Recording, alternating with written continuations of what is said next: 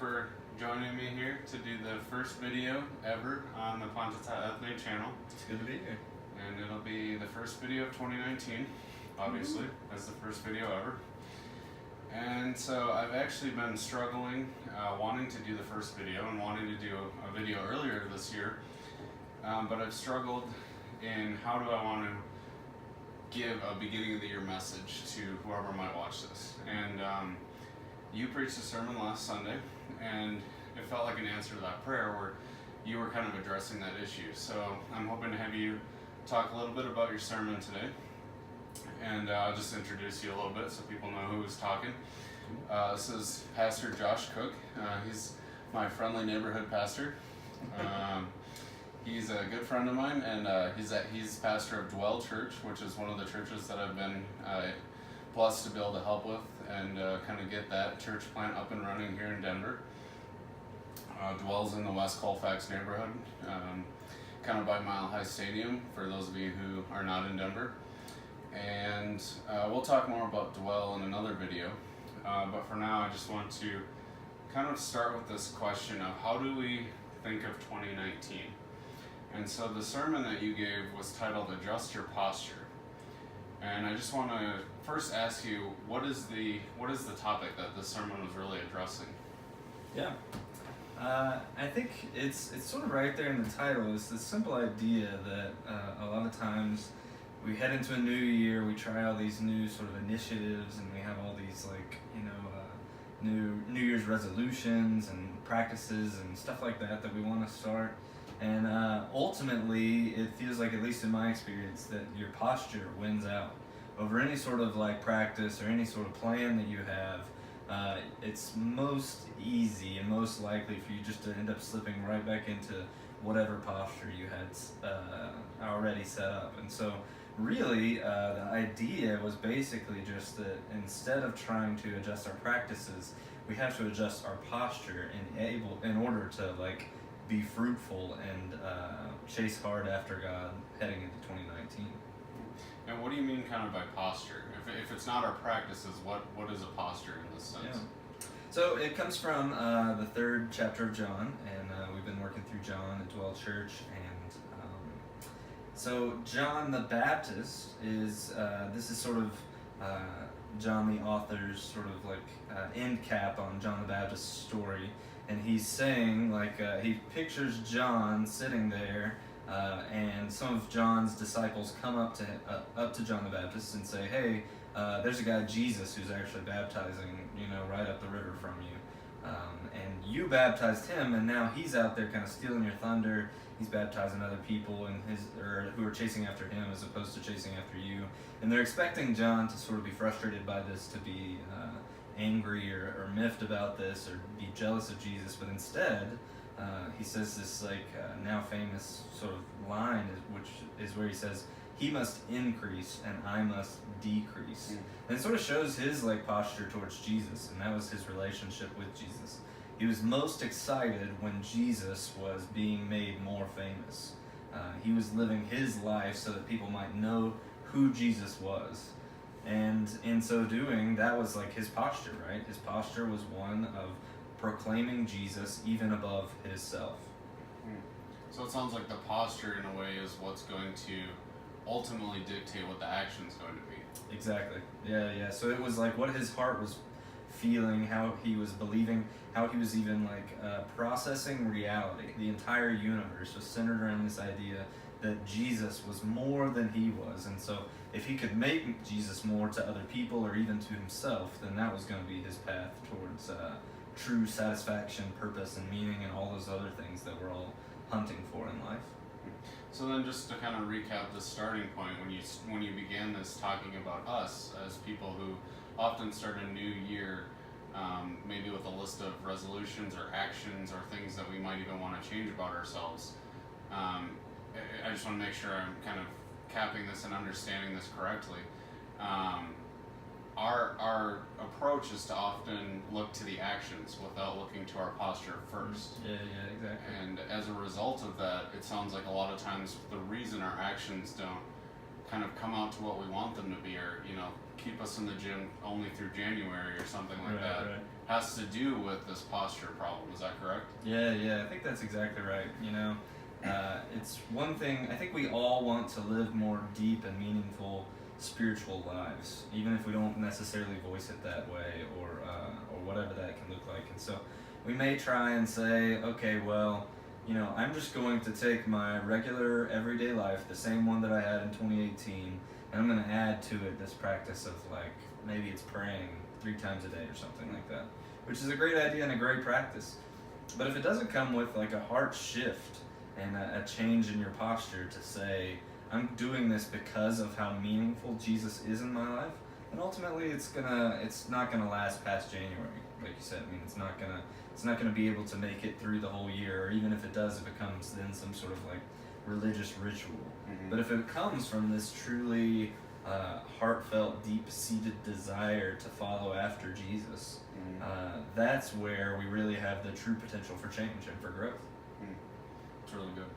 So if we need a heart shift, looking at 2019 and kind of life 2.0, doing it new and better 2019, that sounds kind of like a big task. How do we even begin to start to think about what a heart shift looks like and how we might approach that? Yeah, it is tough. I mean, it's a process of sort of unlearning so much that we've probably picked up through the years, or even just the way that the world seems to operate. We have to sort of train our minds away from that, because the way that at least the way that I grew up processing and understanding the world, is that I was the center of my own story, and everything else sort of revolved around it. And the best way that I could go through life was to sort of become the hero of that story, to become the protagonist, to become the main character of the biggest and best story that I could possibly be a part of. And the real shift comes from recognizing that actually God created the entire universe, then sent his son to save the entire universe. And so actually the main character of the story is not me, it's not you, it's Jesus. And Jesus is the protagonist, the hero of the story that stretches throughout all of history and all of the universe. And it's tough. It's tough to, like, retrain our brains in doing that, and unlearning what we have learned, and relearning that Jesus is in fact the hero of the story. But it's the only path to satisfaction, to meaning and purpose in this life, because ultimately we're not going to be very good heroes of our own story, right? Ultimately, things will go wrong, things won't work out the way that we want them to. We will write a story that we don't even enjoy being a part of anymore, just because of our own personal hang-ups and sins and failures. But the story that Jesus is writing, conversely, is going to be perfect, and ultimately it's going to be the story that we're going to want to be a part of. But the first step in that is recognizing that we're not the hero. I think that that's a really powerful message, that idea of being the hero of our own story, and just to kind of flesh that out and maybe illustrate that a little bit, just so people can kind of connect that with their lives. Because I think one of the issues we might have with putting practice first before this heart change is that I think we might deceive ourselves into thinking that, well, somebody's out there trying to be the hero of their story, but I go to church, I'm a Christian, I'm not trying to be the hero of my story. So just to kind of tie it together and kind of show the reality of this, what are some examples of, like, just everyday things that people might be doing to be the hero of their own story? Yeah, I think that's a great question. I think there's a sort of self-absorption level to this. We've made it pretty, like, acceptable socially and culturally to be very self-absorbed, to be very self-involved. You may even hear people say things like, you got to do you, go out and, your life goal is to go out and chase your dreams and, grab the tiger by the tail and everything like that. And then I think another way that sort of gets reinforced in society is this idea of, like, raising up heroes, and the people that we love to watch, the stories of athletes that we love to hear about are people that have, come from adversity and just picked themselves up by their bootstraps and, like, made something of themselves. And I don't want to take away from those stories at all. And I think a lot of times even Jesus is a huge part of so many people's stories that are like that, and pulling them or helping them to sort of rise above their surroundings.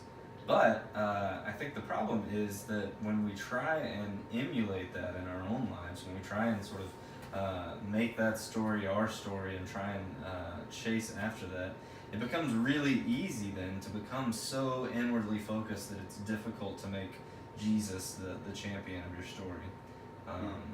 I think it becomes a, how can I make my life better? How can I make more money? How can I achieve more fame? How can I make my life more comfortable? Whatever that ends up looking like. When instead, I think the posture shift is one where those aren't even the questions that you're asking anymore. You're asking first and foremost, how can I follow Jesus more completely with my life? And so it's not chasing after fame for fame's sake. It's not chasing after our own glory and seeking to, win every argument that we're a part of, or seeking to make sure people value us the way that we feel like we ought to be valued, but more so making sure that Jesus is honored in every single thing that we do. Mm-hmm. It seems like there's a huge challenge to this in that, if I could somehow put a life and put a parallel version next to it, and it seems like in one sense these lives could look exactly the same, could have the same successes, and kind of appear the same. But if one version had this posture change of heart and one version didn't, it seems like in appearance they could look exactly the same, but one could have everything and one could be completely lacking. Yeah. I think you're right. You could end up pretty rotten inside. Just chasing after yourself, even like you said, achieving the exact same results as the world deems it. I think too, it's just there's a shift even among Christianity. This is probably more particularly true among Christianity, that we believe that what's most important is what Jesus wants to do through you, right? Mm-hmm. So the things that he's doing in the world, that you can take part in, the way that he can use you to change the world, to make it look more like him. But it seems so much more, just as we see Jesus interact throughout all the Gospels, and even the way that John the Baptist is actually reacting to Jesus now, that what's most important and primarily important to Jesus is what he's doing inside of each of us. This kind of posture shift work is not less important than going out and serving the needy or something like that. And in fact, to do the best thing, the most right way, is to be able to first examine ourselves and make sure that our heart motivation is where it needs to be, so that we might be able to then go out and serve others in the best way possible. So it sounds like we're kind of juggling a lot of different things happening, and it seems like we can very unintentionally pay too much attention to action and not to heart, or even vice versa. Yeah. And I think the real challenge and kind of burden here is, you mentioned it, is this kind of self-assessment. Mm-hmm. That to a large extent we have to be able to assess and correct, of course with God's help, but we have a responsibility to do that. Yeah. And so then I guess my next question for you is, what's a question that we can be asking that's going to help us assess that and assess what is our posture? Yeah. That's a great question. I think, at least in my own life, and I wish I could say that I had succeeded and mastered at this, and I feel like even the final point that I had was the sermon kind of concludes with this idea of making Jesus more, and I think it's beautiful and important, because it's always about making Jesus more in our lives, right? So that means there's no sort of sense of arrival where you're like, oh, okay, now I find that my posture is focused completely on Jesus. No, there's always these deep little places in our heart that we love to hide away and sort of keep for ourselves, and not allow Jesus into those. So even for me, I think it's really difficult. What I think has been really helpful is at times when I'm faced with a situation, and especially with any sort of interpersonal relationship, is asking the question, going into this, if I choose this way, will it give Jesus more glory, or will it give Josh more glory? Will it give me more glory?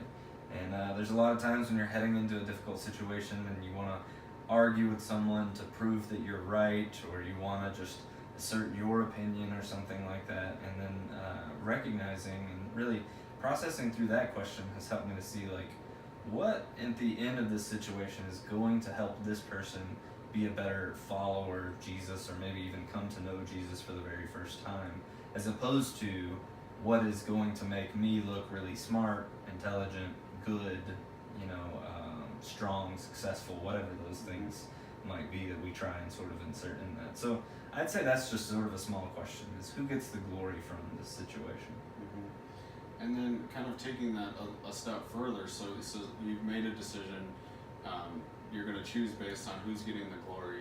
How do we kind of think about our own joy relative to that? So another way of saying that is, a lot of people think they're going to find joy from making $1 million this year. We know conceptually that our source of joy comes from God, but how do we kind of wrap this up and think about it in terms of our own joy in part of that assessment? Yeah.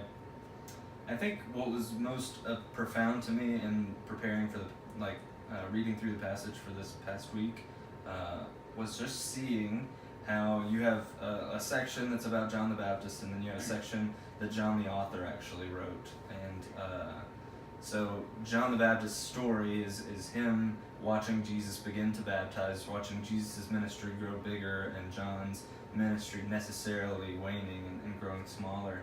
And his sort of it was a very joy-filled reaction when he said that. He said that I am like the friend of the bridegroom. And when the bride comes, the bridegroom's friend is nothing but happy for the bridegroom. And he's experiencing this sort of immense joy at recognizing Jesus is coming. And what's really cool about it is that then John the author responds to the story that he is even writing and gives us this little sort of excursus and just says that ultimately those who are able to sort of accept this posture, those who are able to live like John is doing and recognize that Jesus is the hero of the story, those people then who are believing and following Jesus are going to be able to receive the gift of eternal life that Jesus offers. And it doesn't say that they will one day have eternal life. It doesn't say that after they die they'll get to live a really great life. It says those who believe in Jesus have eternal life in the present tense, recognizing that this eternal life that they've been given from Jesus begins in that very moment that they believe and trust in him. And so I think what that shows me is that, and what I've even experienced in my own life, is that when we're actually able to chase after making Jesus more famous, or making more of Jesus, that's when we're actually able to find true and lasting joy.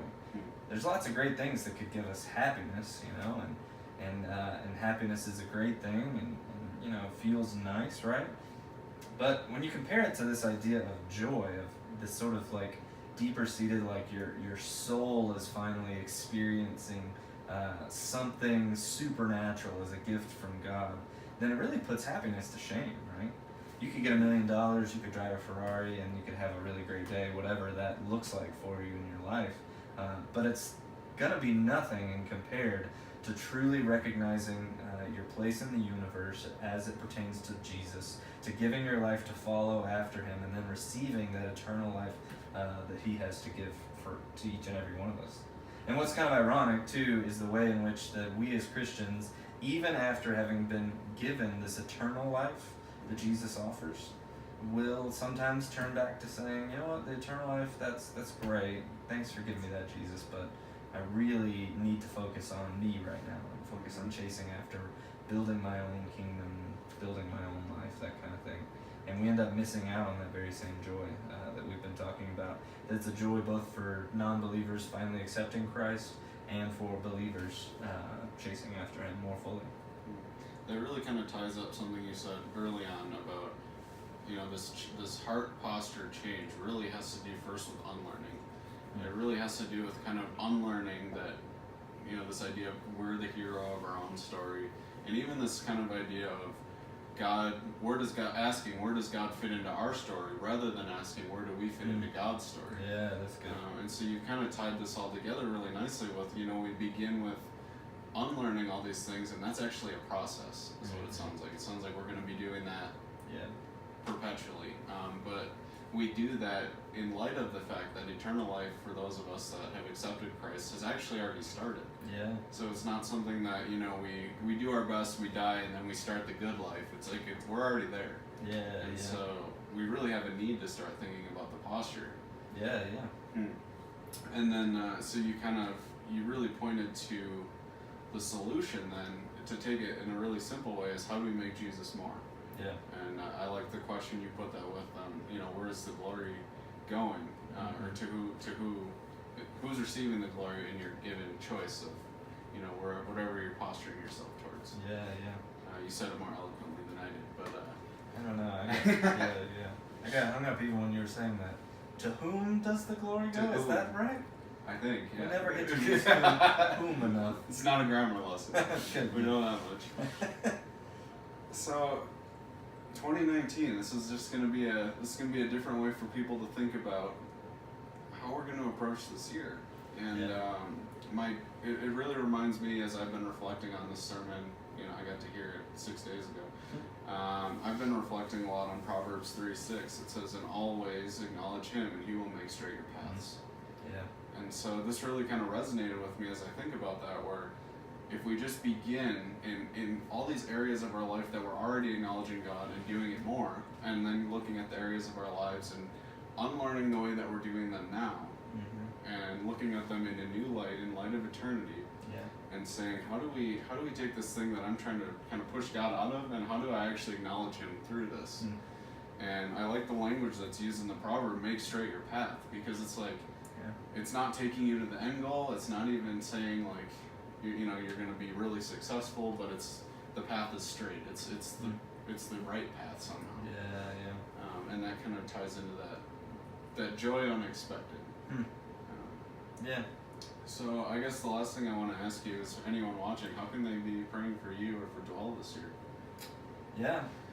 I think first and foremost, I want people to join me in praying that I would really take this unlearning, relearning process of changing my posture to make more of Jesus, that I would take it to heart. You know, I mean, it's just it's a difficult, long, and it's just a challenging process. I think, just to be able to keep your focus on that. I think for Dwell, just the big prayer and the big hope for 2019 is just that we would be a body that not only gathers together, we do that and do it well, I think. Not only serves our community, not only is just a church that is gathered around who Jesus is and who He's making us to be, but a church that then also takes that same message out to our friends, neighbors, and coworkers. And so really anyone that Jesus puts into our path